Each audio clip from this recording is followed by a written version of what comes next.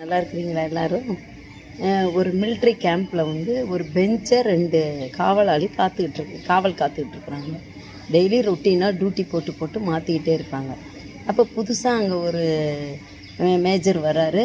அவர் அந்த ஆஃபீஸர் வந்து கேட்குறாரு, எதுக்காக 2 பேரும் நீங்கள் காவல் காத்துக்கிட்டுருக்கீங்க இந்த பெஞ்சுக்கு? அப்படின்னா தெரியல, இதுக்கு முன்னாடி இருந்தவர் காவல் காக்க சொன்னார், அதனால் அப்படியே ஒவ்வொருத்தர்கிட்டே கேட்டால் யாருக்குமே தெரியல.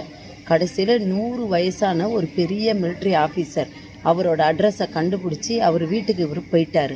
அங்கே போயிட்டு, ஐயா இது மாதிரி ஒரு பெஞ்சுக்கு காவல் நீங்கள் தான் போட்டிங்களா, அது ஏன்னு தெரியல, அதனால் என்னன்னு தெரிஞ்சுக்கிட்டால் நல்லாயிருக்கும் அப்படின்னு. என்னது அந்த பெயிண்ட்டு இன்னும் காயிலையா அப்படின்னு மயக்கம் போட்டவர் தானா. இதுலேருந்து நம்ம என்ன தெரிஞ்சுக்கிறோன்னா, நிறைய பேர் ஏன் எதுக்கு செய்கிறோன்னே தெரியாமே செஞ்சுக்கிட்டு இருக்கோம். பெயிண்ட் அடித்ததுக்காக அதில் யாரும் உட்காரக்கூடாதுன்னு 2 காவல் போட்டிருக்காங்க. ஆனால் அதுக்கப்புறம் அவர் வந்துட்டார். அப்படியே தொடர்ந்து நமக்கு ஏன் வம்பு, அதை ஏன் புதுசாக மாற்றுவானேன்ட்டு அப்படியே தொடர்ந்து வந்துக்கிட்டே இருக்காங்க.